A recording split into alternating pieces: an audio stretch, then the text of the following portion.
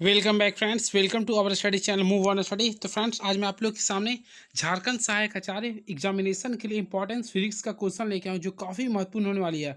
वैसे मैं आप लोगों को एक इन्फॉर्मेशन देना चाहता हूँ फ्रेंड्स, आप लोग का जो पेपर होगा यानी पेपर 4 जो आप लोग का होगा, मे भी पॉसिबिलिटी है 10 जुलाई के बाद ही पॉसिबिलिटी हो रहा है, ठीक है।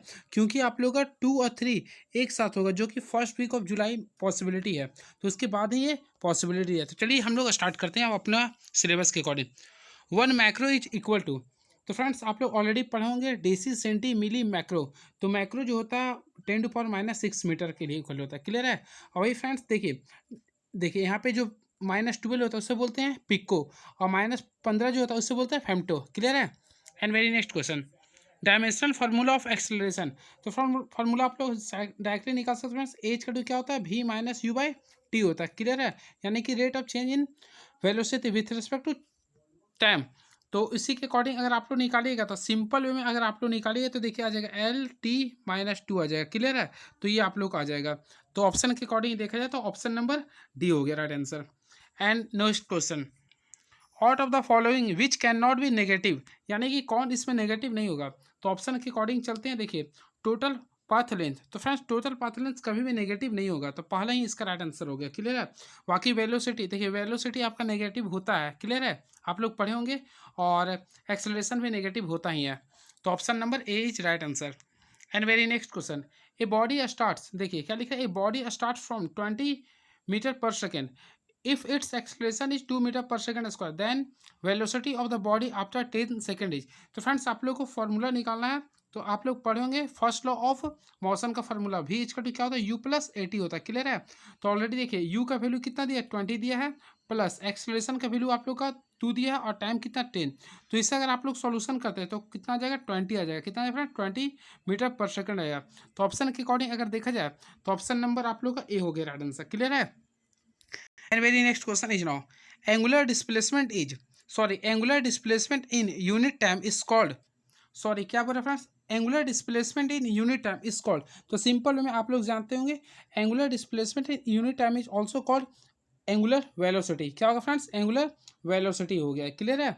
And very next question is now, if alpha and beta are two angles of projection for the same range of a projectile then, तो देखिए जब भी सेम रेंज में आएगा तो दोनों का जो सम होता है, आप लोग पढ़े होंगे, तो दोनों का जो सम होता है फ्रेंड्स हमेशा, सॉरी, दोनों का जो सम होता है हमेशा याद रखिए 90 डिग्री के इक्वल होना चाहिए, यानी अल्फा प्लस बीटा इसका तो 90 डिग्री होना चाहिए। तो option number B is the right answer. And very next question is no. तो चलिए नेक्स्ट क्वेश्चन के मूव ऑन करते हैं। क्या लिख रहा है, maximum range of the projectile. तो मैक्सिमम रेंज निकालना है, तो आप लोग ऑलरेडी फ्रेंड्स पढ़े होंगे इसका फार्मूला। तो इसका जो राइट आंसर होगा ऑप्शन नंबर ए होगा, यानी कि यू स्क्वायर बाय जी। क्योंकि देखिए आप लोग फार्मूला पढ़े होंगे sine, sorry, u square sine 2 theta, sine 2 theta पढ़े होंगे, और यहाँ पे पढ़े होंगे जी। तो फ्रेंड्स आप लोग को ऑलरेडी पता होगा जी, थीटा जो लेते हो आप 45 डिग्री लेते हैं, क्लियर है। तो 45 डिग्री पुट कीजिएगा तो 45 45 90 हो, सॉरी, यहाँ पे फ्रेंड्स आप लोगों को फार्मूला ये होता है यू स्क्वायर सैन 2 थीटा होता है, सैन स्क्वायर 2 थीटा बाय जी होता है। अब देखिए यहाँ पे जो एंगल जो पुट किया था वो 45 डिग्री को पुट किया था, क्लियर है। अब 45 डिग्री को अगर पुट करेंगे तो आप लोग को होपफुली ए आ जाएगा आंसर, क्लियर है।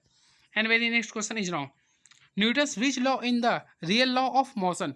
तो फ्रेंड्स आप लोग ऑलरेडी पढ़े होंगे न्यूटन्स ने कुल 3 लॉ ऑफ मोशन दिए थे, जिसमें रियल जो लॉ ऑफ मोशन होता है वह सेकेंड लॉ ऑफ मोशन को बोलते हैं, यानी कि Newton second law of motion is also called real law of motion. क्योंकि friends second law of motion से हम लोग को एफ बराबर एम ए प्राप्त होता है, और ये फार्मूला से ना फर्स्ट लॉ और सेकेंड, सॉरी, थर्ड, तीनों दोनों के बारे में डेरिवेशन भी गेट होता है। And next question, strongest force in nature. तो आप लोग का बोला स्ट्रॉन्गेस्ट फोर्स, तो strongest force according to option तो न्यूक्लियर फोर्स होगा। क्या होगा फ्रेंड्स, न्यूक्लियर फोर्स। तो न्यूक्लियर फोर्स जो होता है वो स्ट्रॉन्गेस्ट फोर्स होता है, और सबसे जो वीकेस्ट होता है वह ग्रेविटेशनल फोर्स होता है। बिकॉज फ्रेंड्स का जो वैल्यू होता है 6.67 इंटू 10⁻⁻11 न्यूटन मीटर स्क्वायर पर के जी स्क्वायर, क्लियर है। तो चलिए नेक्स्ट क्वेश्चन के मूव ऑन करते हैं। रॉकेट क्या लिखा है, rocket proportions is based on the principle of consumption, यानी कि जो रॉकेट का जो सिद्धांत होता है वह किस सिद्धांत पे कार्य करता है, क्लियर है। तो ऑलरेडी आप लोग पढ़े होंगे, तो इसका जो राइट आंसर होगा लीनियर मोमेंटम, यानी कि number A is the right answer. And very next question is now, if normal force comes, sorry, if normal force becomes 2 times then coefficient friction is। तो देखिए सिंपल वे में आप लोग पढ़े होंगे क्या लिख रहा है, if normal force becomes 2 times then coefficient friction is. तो हम इसे देखिए 2 को हम लोग 2 से मल्टीप्लाई कर देंगे, कितना आ जाएगा 4 आ जाएगा। तो option number B is the right answer. Clear है। And very next question, sorry friends क्या बोल रहा है ये आपका 2 टाइम्स बोल रहा ना। तो ये जो होता है देखिए आप लोग पढ़ोगे म्यू होता है और यहाँ पे ये एस स्टैटिक्स में लेते हैं, तो इसका जो ना नॉट चेंज होता है, यानी कि रिमेन सेम ही रहेगा, फ्रिक्शन में चेंज नहीं होता है, यानी कि रिमेन सेम होगा इसका आंसर। ठीक है। And very next question, A ball of mass m attracts a rigid wall with a speed u and क्या लिखा है rebounds with the same speed, the impulse improved the ball of the wall is. तो इसे अगर आप लोग निकालेंगे तो देखिए सबसे पहले देखिए ये आप लोग का डायरेक्शन एक चेंज होता है, फिर यहाँ पे आप लोगों को करना है एम यू कीजिएगा। क्लियर है। तो क्या आ जाएगा -2 mu आ जाएगा। क्लियर है। तो ऑप्शन नंबर देखा जाए तो डी आ गया आंसर। क्लियर है। इम्पल्स का फॉर्मूला आप लोग को यूज करना था। And very next question, which of the following is not a conservative force, यानी कौन सा संरक्षी बल नहीं है। तो ये काफ़ी इजिएस्ट क्वेश्चन है ये। तो ऑप्शन के अकॉर्डिंग देखा जाए तो friction force is not a conservative force. ठीक है, ये कंजर्वेटिव फोर्स नहीं है, यानी ये संरक्षी बल नहीं है। क्लियर है। तो आप लोग पढ़े होंगे। क्लियर है। And next question is now, तो चलिए नेक्स्ट क्वेश्चन देखते हैं। 1 kWh इज इक्वल टू, तो इसका जो फ्रेंड्स होता है आंसर 3.6 इंटू 10⁻6 होता है जूल। तो option number B is the right answer. And very next question is no. तो चलिए नेक्स्ट क्वेश्चन देखते हैं क्या लिख रहा।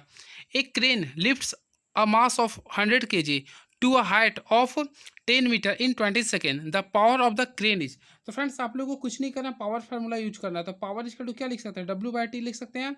अब यहाँ पे टोटल वर्क क्या हो रहा है, देखिए mgh हो रहा है, क्या हो रहा है ये mgh, और यहाँ पे ऑलरेडी टाइम आप लोग को दिया हुआ है।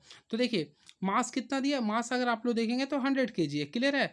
और जी का वैल्यू ऑलरेडी आपका 10 दिया हुआ था, और एच अगर देखा जाए तो भी 10 दिया हुआ। क्लियर है। आप लोग को टाइम कितना दिया, 20 सेकेंड दिया है। तो अगर इसे कैंसिल करते हैं, तो अगर आप लोग कैंसिल पूरा कीजिएगा तो फ्रेंड्स अब आप लोग को भी जो आंसर आ जाएगा 500 वाट आ जाएगा आंसर। क्या आएगा, 500 वाट आएगा आंसर। क्लियर है। होपली आप लोग को ये इजीएस्ट समझ में आ रहा होगा। And very next question is now, unit of angular momentum is. तो आप लोग को एंगुलर मोमेंटम का यूनिट निकालना है। तो चलिए इससे पहले मैं आप लोगों को फार्मूला बता देता हूँ। सबसे पहले आप लोग पढ़े होंगे फ्रेंड्स, एंगुलर मोमेंटम का जो फार्मूला होता है यानी P इक्वल टू होता है mv/r होता है, सॉरी एंगुलर मोमेंटम का जो फार्मूला होता है पी आर होता है। क्लियर है। Where are is the perpendicular distance. ठीक है। तो फ्रेंड्स पी आप लोग पढ़े होंगे ऑलरेडी, पी जो होता है वो मोमेंटम होता है। तो मोमेंटम का फॉर्मूला क्या होता है, मास इंटू वेलोसिटी होता है। क्लियर है। और ये और आर क्या होता है, डिस्टेंस होता है। क्या होता है फ्रेंड्स, डिस्टेंस होता है। तो इसके अकॉर्डिंग अगर देखा जाए, तो इसके अकॉर्डिंग अगर आप लोग सॉल्व करेंगे तो आप लोग का देखिए ये आ गया एम भी, तो मास का ऐसा यूनिट क्या होता है, केजी होता है। और भी का क्या होता है, मीटर पर सेकंड स्क्वायर होता है। और ये तो इसके अकॉर्डिंग देखा है तो option number B is a right answer. Clear है। होपली आप लोगों को समझ में आ रहा होगा। And very next question is now, the momentum of inertia of a solid sphere of mass m and radius r about a tangent of the sphere is. तो friends ये कंडीशन आप लोग को लर्न करना पड़ेगा। तो इसका ऑलरेडी राइट आंसर जो होगा ऑप्शन नंबर डी होगा, यानी कि 7/5, देखिए मैं लिख देता हूँ 7/5 m r² ये होगा। क्लियर है। And next question is now, तो चलिए नेक्स्ट क्वेश्चन देखते हैं क्या लिख रहा। The angular speed of motor wheel is increase from 1200 RPM to 3120 RPM in 16 second, the angular acceleration of the motor wheel is. तो फ्रेंड्स इसे अगर आप लोग खुद सॉल्व कीजिएगा तो इसका जो राइट आंसर आएगा ऑप्शन नंबर बी आएगा, यानी कि 4π रेडियन पर सेकंड स्क्वायर आएगा। क्लियर है। And next question, Kepler first law is known as. तो फ्रेंड्स ऑलरेडी आप लोग पढ़े होंगे, जो आप लोग का प्लैनेट्स का जो लॉ दिया गया वह केपलर के द्वारा दिया गया। केपलर ने कुल 3 प्लैनेट्स को 3 रूल्स दिए थे, जिसमें फ्रेंड्स पहला जो रूल होता है उसे बोलते हैं लॉ ऑफ ऑर्बिट्स। क्या बोलते हैं, लॉ ऑफ ऑर्बिट्स बोलते हैं। क्लियर है। और सेकंड जो होता है फ्रेंड्स वो लॉ ऑफ एरिया के अकॉर्डिंग चलता है। क्लियर है। थर्ड जो फॉर्मूला होता है वह T² डायरेक्टली प्रोपोर्शनल टू होता है RQ होता है। क्लियर है। And very next question is now, value of G is. तो आप लोग को जी के बारे में वैल्यू पूछ रहा कितना होता है। तो ऑलरेडी आप लोग पढ़े होंगे इसका जो मैक्सिमम जो वैल्यू होता है वो पोल्स पे होता है। कहाँ का होता है फ्रेंड्स, पोल्स पे होता है। क्लियर है। और इसका जो देखिए वैल्यू जो होता है जी का आप लोगों को मैं बताता हूँ 9.8 मीटर पर सेकंड स्क्वायर होता है। क्लियर है। और इसका जो मैक्सिमम वैल्यू होता है वो पोल्स पे होता है।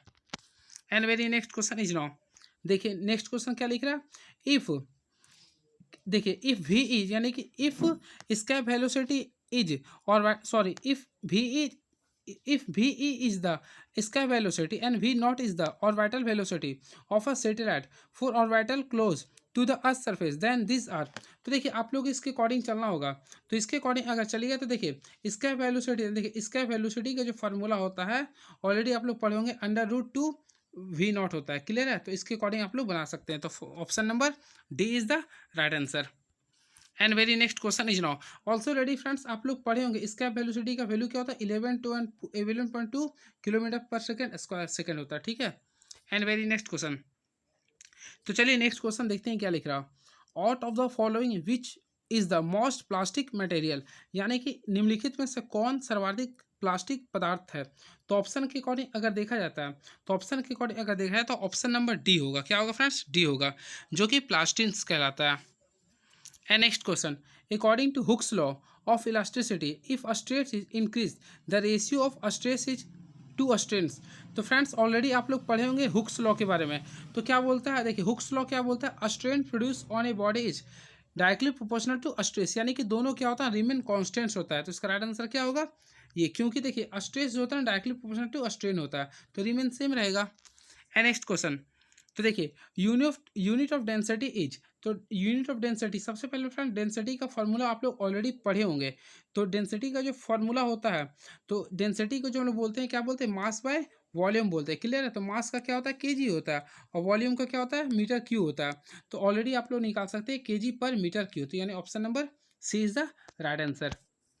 And very next question is now which of the following instrument is use for measuring atmosphere pressure. तो यानी कि निम्नलिखित में कौन सा उपकरण वायुमंडलीय दाब को मापने के लिए प्रयुक्त किया जाता है। तो मैं आप लोगों को बताना चाहता हूँ बैरोमीटर। बैरोमीटर से हम लोग वायुमंडलीय दाब को मेजर करते हैं। क्लियर है? अब थर्मामीटर से देखिए, थर्मामीटर का यूज करते हैं क्लिनिकल में यूज करते हैं, यानी कि टेम्परेचर को मापने में करते हैं। क्लियर है?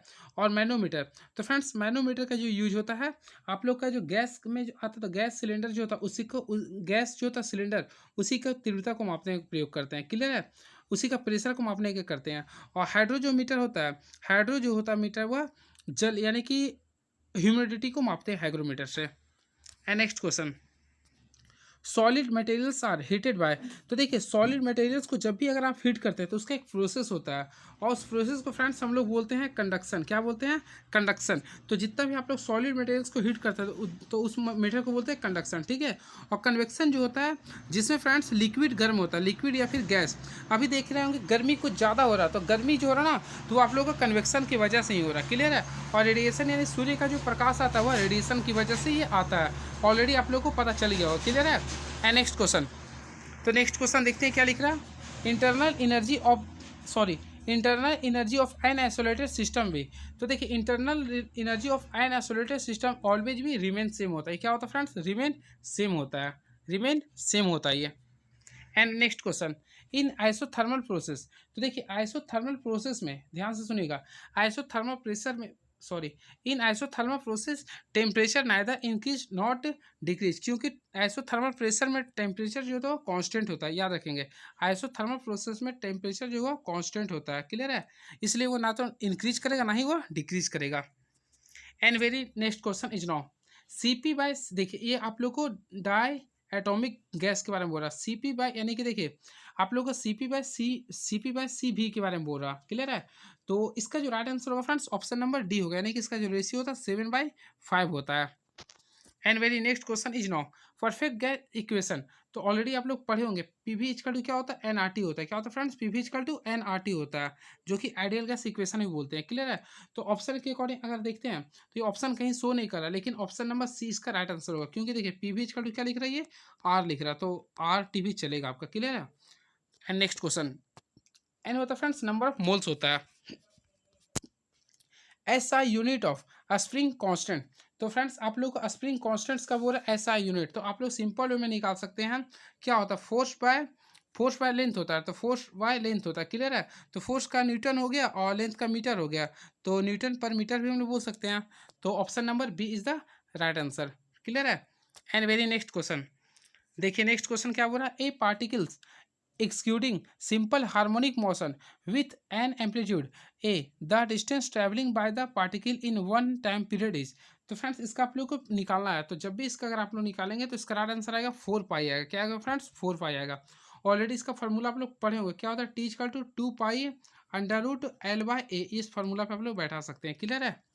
And very next question is now, which of the following motion is not simple harmonic, यानी कि कौन सा इसमें सिंपल हार्मोनिक नहीं है। तो चलिए ऑप्शन के अकॉर्डिंग हम लोग देखते हैं। तो फ्रेंड्स पहला क्या हो रहा है? Vertical oscillation of a spring, ये तो हार्मो होता ही है। Motion of a simple pendulum, तो सिंपल पेंडुलम भी आपका ये हार्मोनिक होगा फ्रेंड्स। एंड नेक्स्ट क्वेश्चन, तो नेक्स्ट क्वेश्चन क्या लिखा देखिए, motion of a planet around the sun, तो ये फ्रेंड्स आप लोग का सिंपल हार्मोनिक नहीं होता, तो option number C is the right answer. And very next question, speed of sound wave in air, तो speed of sound wave in air, तो ये इसका जो राइट आंसर होगा फ्रेंड देखिए क्या लिख रहा, speed of sound wave in air, तो ये जो होता है increase with increase the humidity, यानी ऑप्शन नंबर सी होगा। And very last question is now, तो फ्रेंड्स ये लास्ट क्वेश्चन रहा आज का, with progression of longitudinal waves through a medium the quantity transmitted is, तो इसका जो राइट आंसर फ्रेंड्स एनर्जी, क्या होगा? एनर्जी, तो यानी कि option number D is the right answer. तो ये रहा था आज आप लोगों का क्वेश्चंस जो मैं 35 लेके आया हूँ। क्लियर है? अब मैं फिर से वीडियो में आता हूँ फ्रेंड्स, फिर आप लोग के लिए मैं 35 क्वेश्चन लेके आता हूँ। क्लियर है? चलिए, थैंक यू सो मच।